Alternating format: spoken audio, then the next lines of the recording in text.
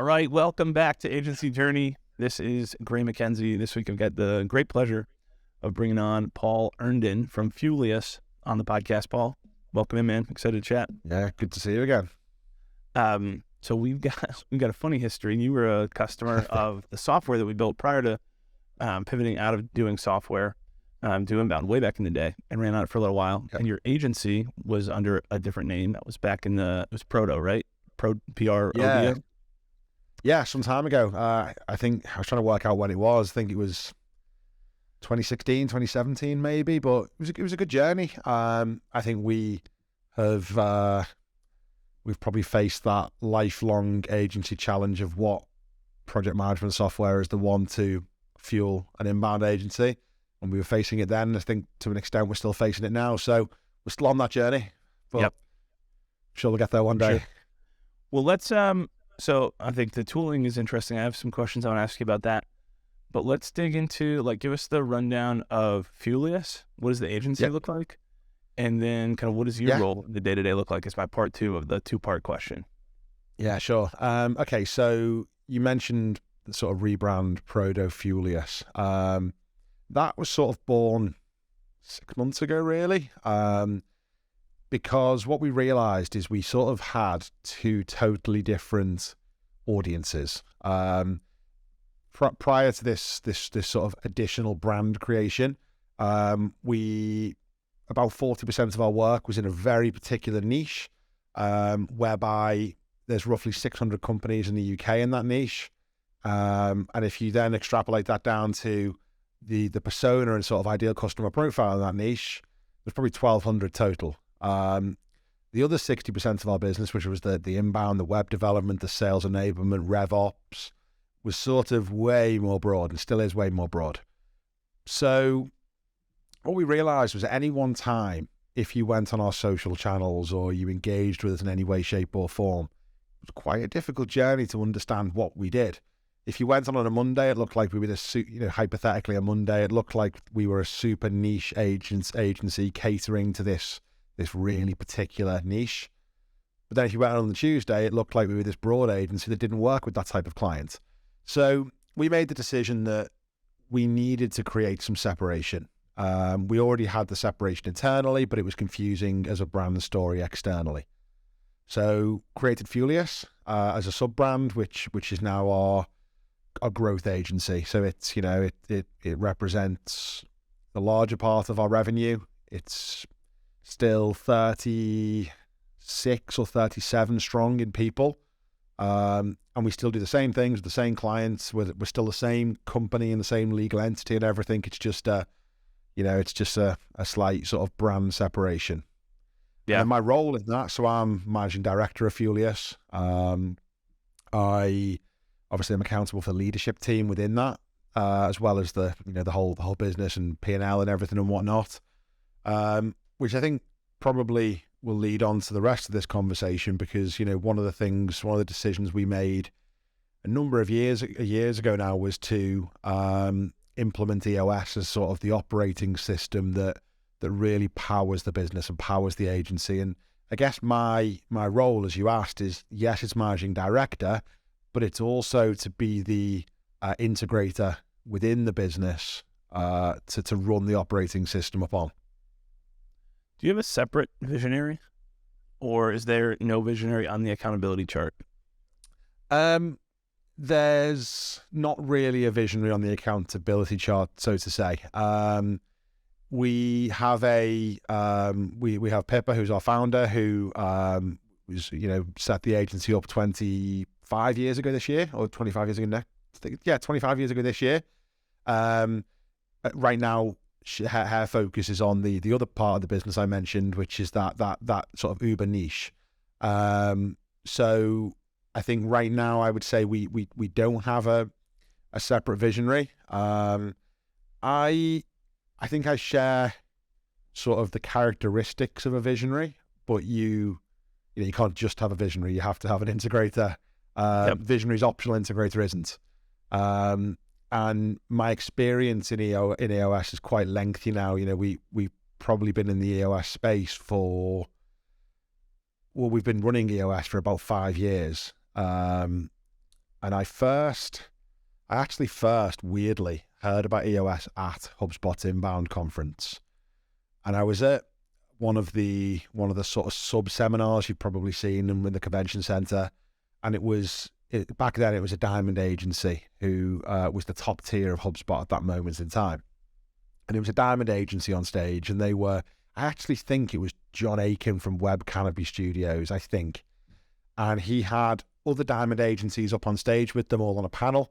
And it was a bit like a UK TV show we have called Family Fortunes. And it was basically like, we asked 20 diamond agencies, what is your preferred project management methodology? And if I'm really honest, the answers were a little bit, I don't want to say weak, but weak, in respect of like 25% said Agile, 25% said Prince 2, 24% said a blend of both, and 26%, and there was no real, what you take from a data set that's like that. And then it wasn't until we got to the penultimate question that I think it was John asked, we asked the diamond agencies on stage, how many of you have implemented EOS, the Entrepreneurial Operating System? And all but one said yes. The graph suddenly looked like this. And I had no idea what it was. And as they're talking about it and they're drilling into how it changed their business, I've got my phone out and I'm frantically searching for what this system is that sounds like it's sort of the answer to all our prayers. And I found it was a set of tools and concepts that give sort of some guidance as to how to run the day-to-day operations of the business in a very particular way. And, there was a bit of an organizational checkup quiz, your classic 2017 Typeform-esque, score your business on 1 to 20.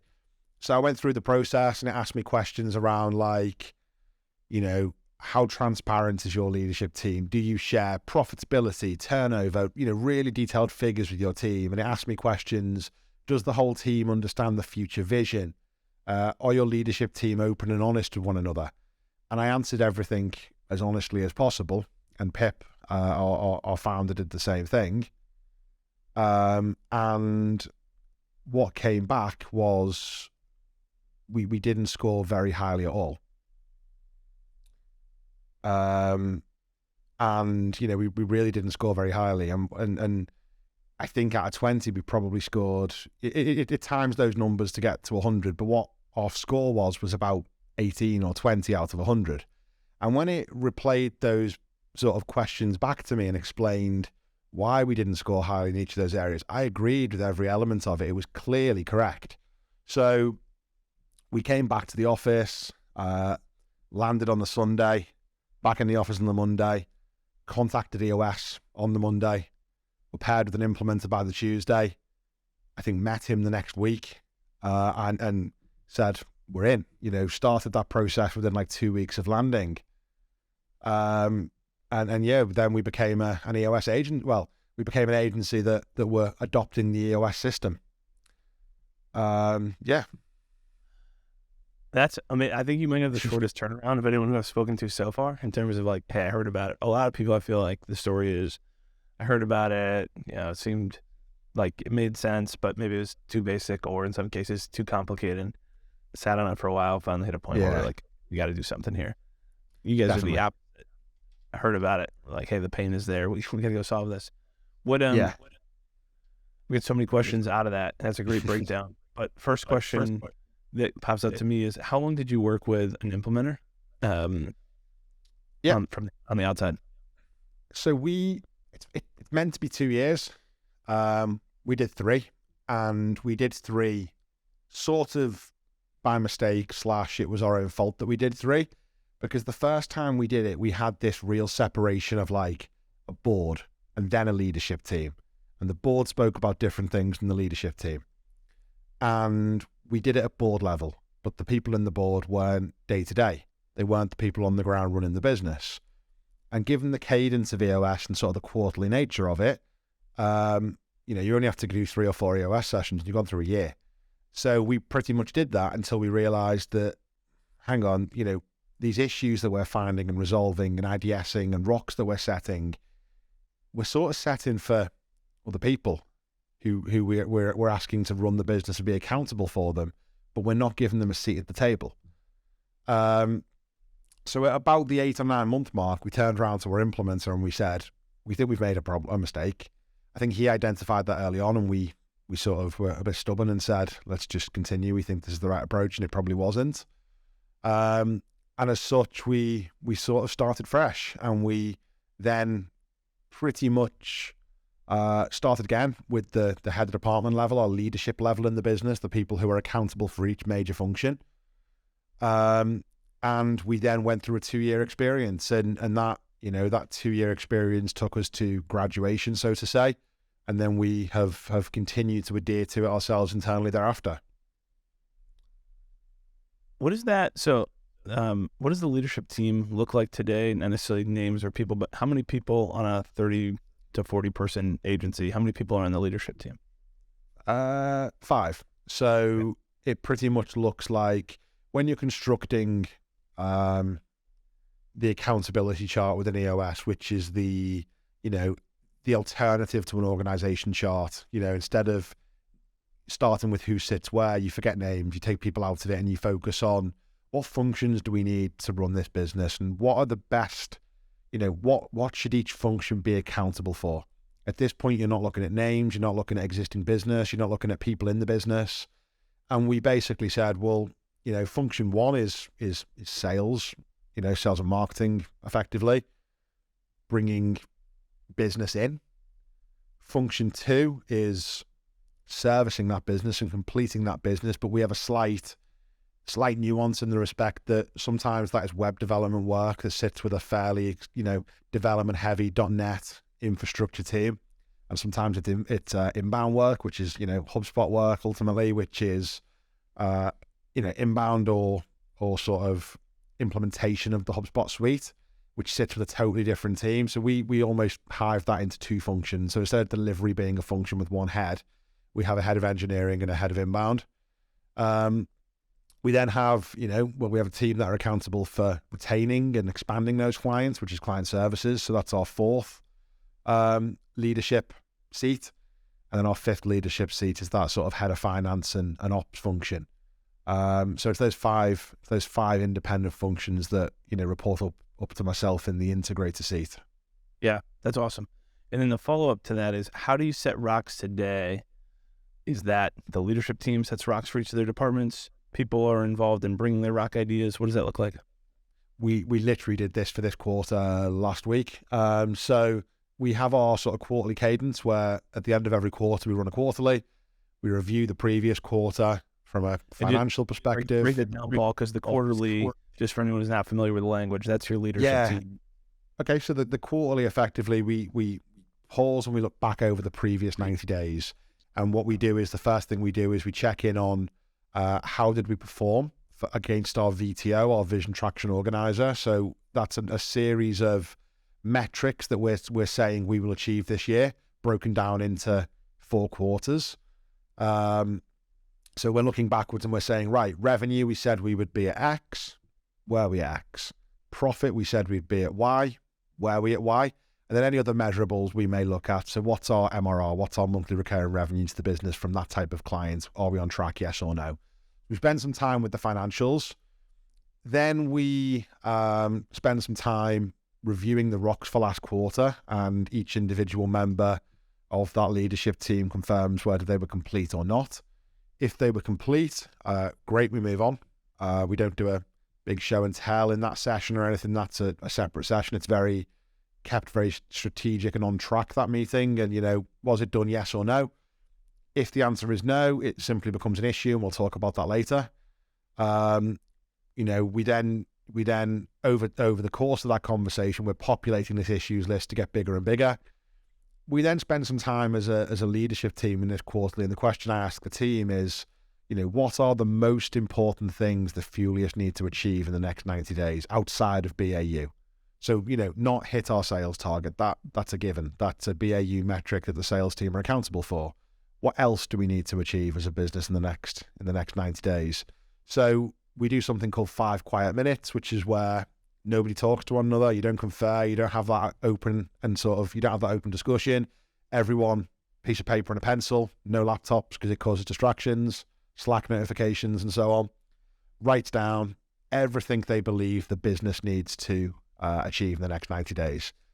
After 5 minutes, I as the integrator, I'm sort of facilitating that, but I'm sort of doing, I've got my own list at the same time. And then we go around the room one by one. Everybody reads them out. There's no discussion. There's no debate. They just all get written down on the board, regardless of how wild they might sound. And then we go through a process called Kill, Keep, Combine, which is where I read them off one by one.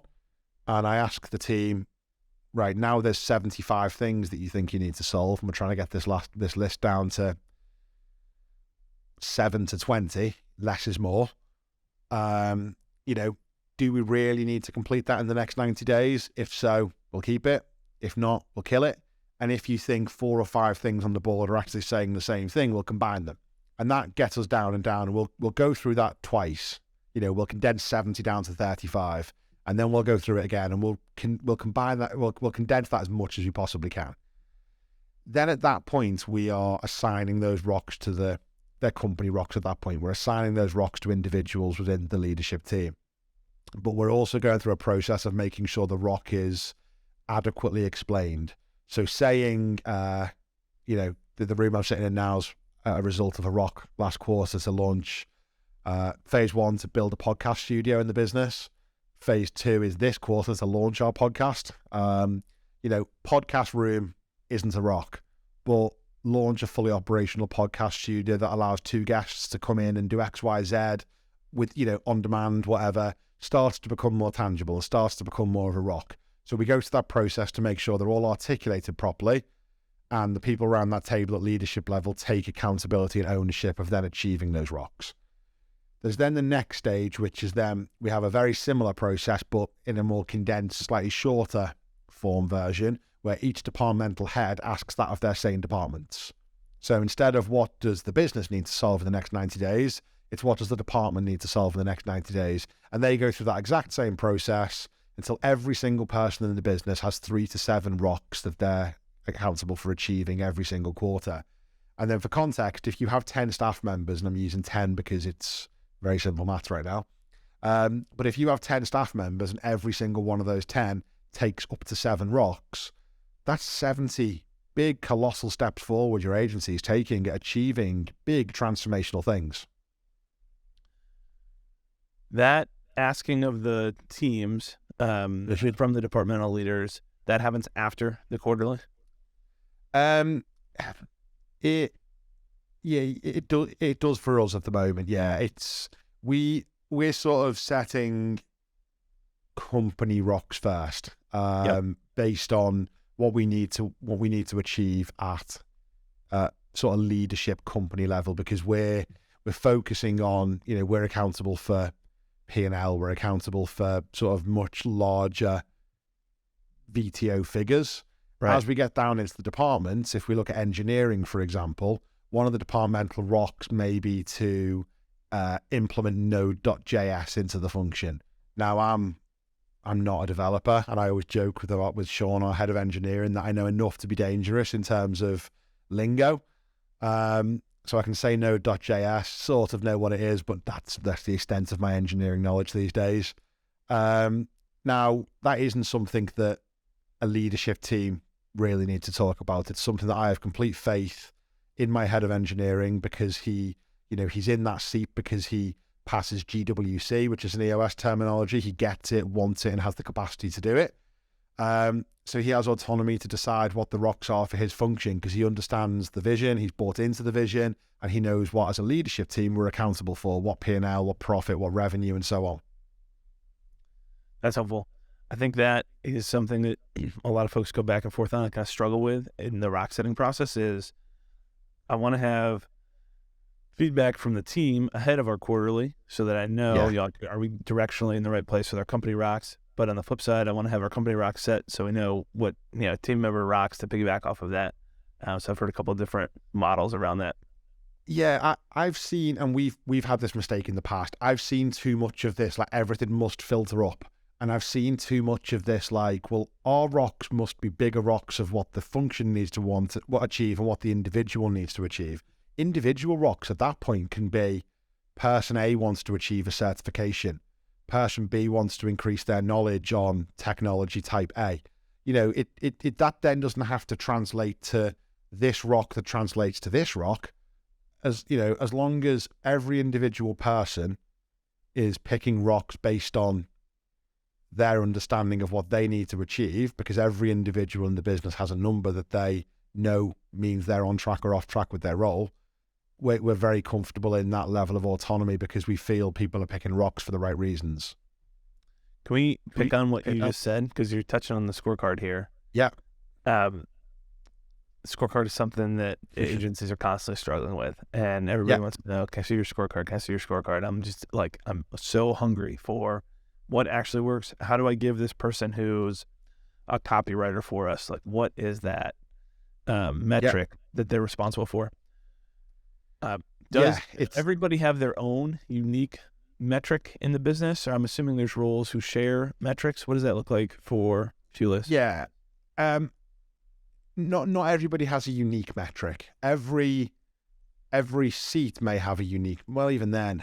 Let's use engineering as an example. Let's use developers as an example. If you work in an agency that is, and we're not story point based, but I'm going to use that as an example because it's an easier story. But if you're a story point based agency and you sell story points, or you're working in an agile manner where things are t-shirt sized and ultimately then pointed, it might be that each developer has a requirement to achieve 30 points a week. And if they achieve 30 points a week, they've had a good week. It's not a unique metric because the person sitting next to them probably has the same 30 points and the person to their left also has 30 points to achieve. But it is a metric that all of them developers know that if they achieve it, it's been a really good week. And the scorecard is born off a sort of phrase within EOS that what gets measured gets done. And there's a story which I sort of tell in a Chinese whispers style format that changes a little bit each time, which is based on EOS, which is there was a factory in America somewhere that produced, I don't know, they made something. And a new guy comes in and he runs, he's the manager of this factory. And he walks in on day one, and as the shift finishes, they leave the room, the manufacturers, they leave the room, and he says, how many widgets did we make today? And the shift manager says 6. So he gets a piece of chalk out and he writes a number 6 on the floor. And all the staff are like, what are you doing? He's just making a note. So the next shift comes in, and that shift, they're like, what's the number 6 on the floor?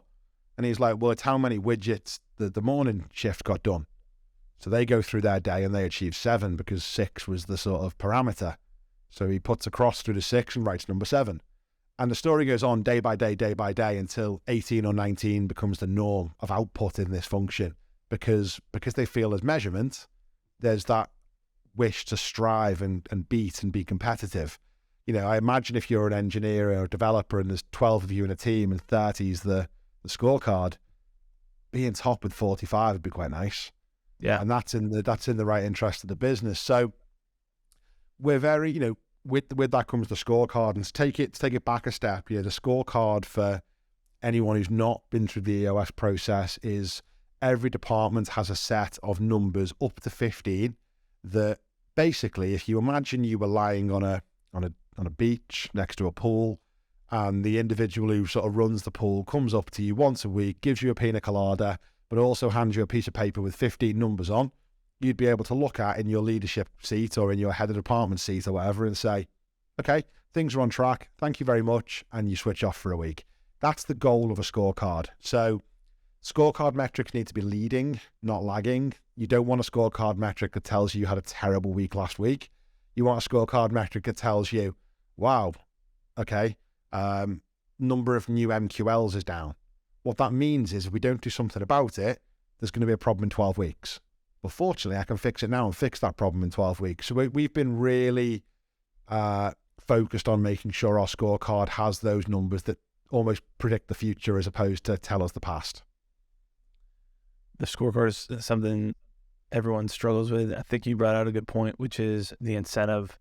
I always think of the story of the Cobra effect in Delhi, India, where the British colonial government they've got a huge cobra problem, and so they introduce a bounty for every dead cobra that you bring in. hey, we need to get rid of these, so we'll just pay people for killing them and bringing them in. And then all of a sudden there's just cobras everywhere because everyone starts breeding them to then kill them and bring it in for a bounty. And so you do have to be intentional with what the scorecard metrics are. But my encouragement to agency owners is always, like, I think your story really exemplifies this. We need to take that responsibility seriously to set good scorecard metrics, but it's absolutely okay if it's not fine in round one. You guys are 5 years in, and there's probably still at some point. Oh yeah. So I'm sure it's a lot smaller iterations on it now than there was before, but it's okay to have that evolve over time. If I was to screen share our scorecard, we've got 15 numbers. If I was to screen share it and unhide all of the rows we've previously tracked and then decided to supersede it with something else, we've probably got 50 or 60.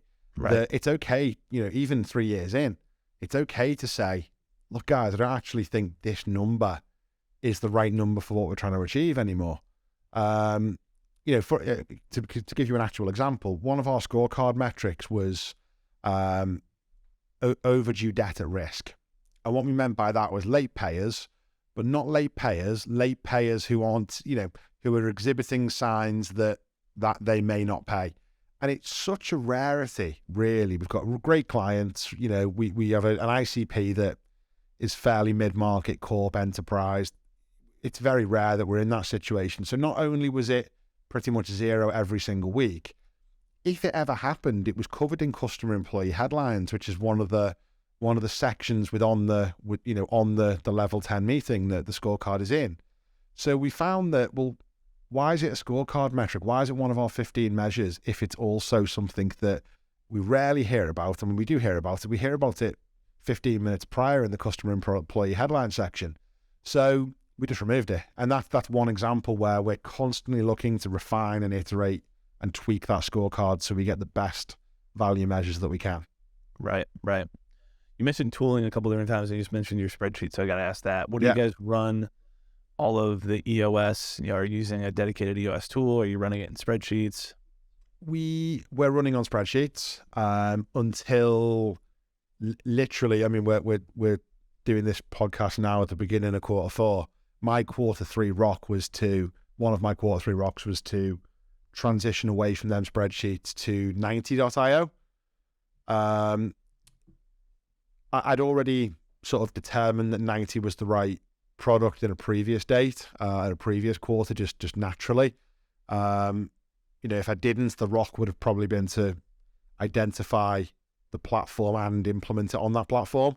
But instead it was just to migrate to 90. So we held our quarterly last week for the first time on 90. Our scorecards are in 90, our accountability chart's in 90.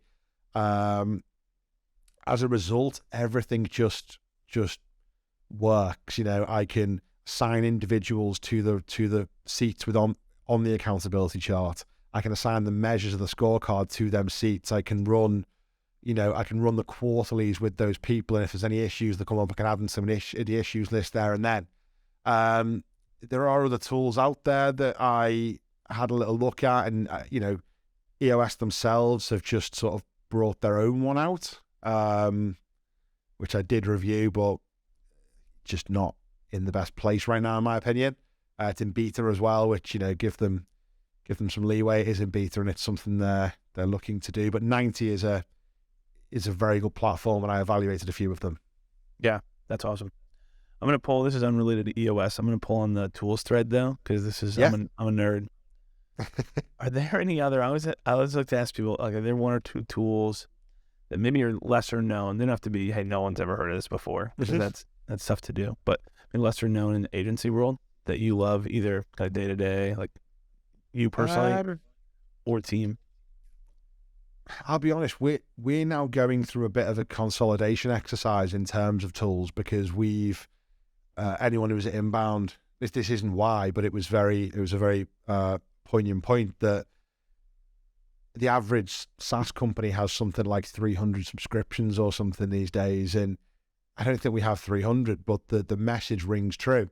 For our project management, we're using just in engineering, we're using the Atlassian suite for our sort of our project management of dev projects. We're using Harvest for time tracking, but Atlassian does have time tracking, but we've opted not to use that for a reporting reason.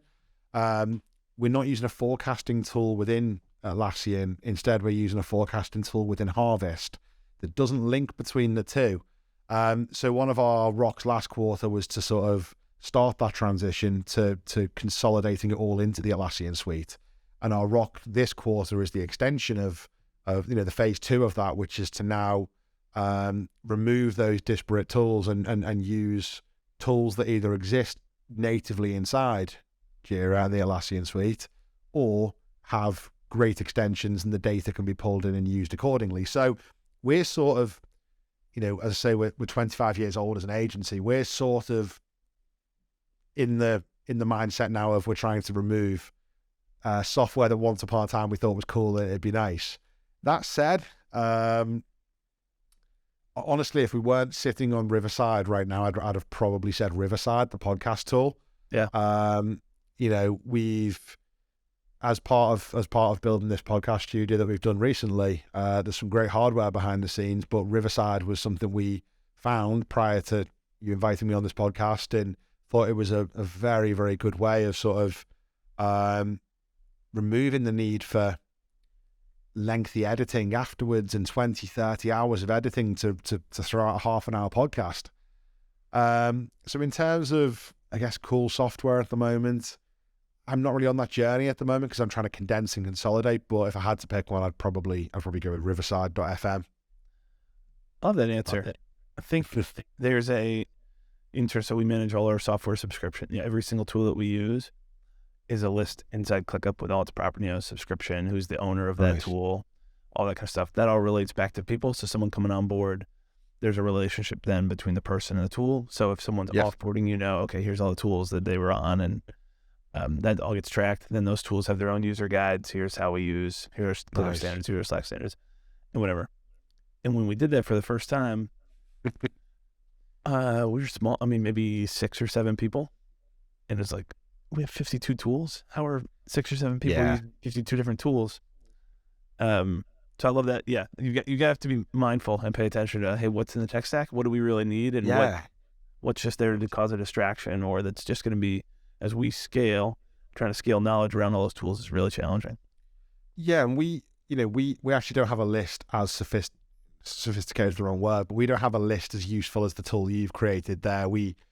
I've done some sort of not clever, but I've done some tagging inside Xero, our accountancy platform, which basically I can pull a list of what we're paying for and when and sort of all that. But, it doesn't go as far as your list. Now, as you were saying that, I was thinking it's become commonplace in business to have a hardware audit, a hardware log, not a software log. The first time we went through an exercise where, and I'm talking 5 years ago, we realized, our software costs have gotten quite high, substantially higher than they were this time last year. Let's do a bit of let's do a review and see what we're paying for and what we don't need to pay for. I think we killed 10, 11K a month of software that person A had signed up for, used for a year, left the business. Someone else had come in and did something a little bit differently, and one person retained the license, but we didn't need 15 seats anymore, and just a bit of a general audit as to the software being used. And it doesn't take many software licenses when you've got 30 to 50 staff to build a fairly extensive amount of sort of monthly billing within software. Right. Wow, that's awesome. There's a tool called Subtrack. So Subtrack, SUBTRAC. This is not a helpful recommendation for you because I don't know that the business is still alive.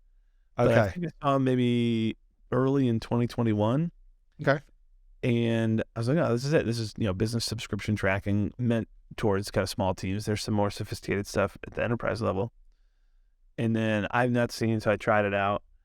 It was not that, there's a lot of manual work involved right now. But there's definitely a product there. Someone may already have it built and I just don't know about it. So if you're listening, you know about it. But there's definitely a business. And I think there might be a software that's still service assisted. It says, hey, Paul, I don't think that exists yet, but there should be this in the world. Maybe it exists somewhere.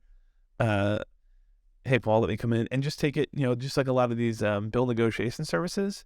Yeah, I was thinking of that as you said take it. a percentage. Hey, I'll save you $10K a month in MRR, so you pay me whatever the first 3 months or the first 2 months, or just pay me what I save you in the first month or something. There's some percentage model where it's all value add to you. You don't have to do the work and think through it. You just have to say, put a check in the checkbox next to whatever, or hey, we can reduce licenses here by whatever. Yeah. But anyways, it's enough business ideas. We've got enough business ideas of our own to work through. So, well, this has been super fun. Paul, I appreciate you coming on. Other than the website, Fuelius.com, right? Yep. Which we'll make sure is in the show notes, Fuelius. Anywhere else you want to point people to follow you in your story? Obviously our socials and everything. I think, as I mentioned, this podcast studio that we have recently built, we're very close to delving into the podcast world for the first time ourselves. We have a podcast launching in the very near future called Fuel Your Funnel. Clever play on words with, I say clever, with fuel, Fuelius, which is a sort of, it's a podcast designed for, it's going to sound like a very Me Too, samey podcast right now, but I'll come on to that.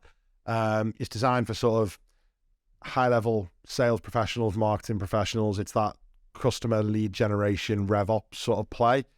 But I've gone quite particular on the sort of branding and the theme, where it sort of is not going to be a sort of middle-aged male in a suit and a tie saying how great CRM is. I sort of want to, I saw there's a marketing one run by, is it Kieran and Kip from HubSpot, which I can't remember the name of it, but it's very much like they sort of angle it as another marketing podcast without being another marketing podcast, and it's a bit brutal and a bit to the point and honest, and that's, I guess, a little bit what my personality is a little bit like sometimes. So as a result, I want to get that across. I don't want to talk about how rosy everything is and how amazing everything is. If there's tools that are a bit substandard, that's fine, we can say that. If there's processes that people are using and techniques that agencies use that are a little bit old school, that's also okay to talk about. We don't have to talk about this incredibly idealistic, rosy approach to those things. So yeah, Fuel Your Funnel should be coming soon. I've never physically hosted a podcast before, so I assume it's going to be on all the major platforms and so on. We've got Buzzsprout and so on for distribution, so I think it should make its way to Spotify and the podcast app and all the other various platforms. I know we're at time, so I've got to let you go. I promise this will be my last question. Yeah, it's okay. What's the launch strategy? Are you going to get 5-10 episodes in a queue and release at once? Have you thought through that? I think so, yeah. I saw a really interesting tweet, like everyone's doing sort of Twitter threads recently, and I read one a few weeks back, and it was something, and these figures might not be entirely correct, but they're close. Something like 99% of podcasts don't make it past episode 4. Of the ones that do, 93% of them, in fact, it might be the other way around, 93% of them don't make it past episode 20. So if you sort of, if you take the sort of sum of those numbers, if you produce a podcast with 21 episodes, you're immediately in the top 0.03% or something of all podcasts that exist. So I've got a metric in my head now of we must get to 21 episodes. And then that comes with its own challenges, because I don't want that to take 21 months. Therefore, it can't be a monthly release. I think I've never done a podcast before. Weekly might be biting off more than I can chew. So I'm in that sort of stage at the moment where we work that out. But we're going through a process internally now of identifying who the guests are, reaching out to them. And I want to be in a situation where we re-record more frequently than we release. So we've got, a good backlog of when we launch, we can launch 5, 10, whatever it may be. Right. Awesome. Well, I'm excited to see it come out and check it out. Thank you. You can tell Kip that Marketing Against the Grain can go to second place here, and you can take over for them. That's awesome. Well, Paul, this has been super fun. I appreciate coming on, being willing to go a little bit long here and walk us through it. Thanks for joining us on the Agency Journey. Thank you. Thanks very much.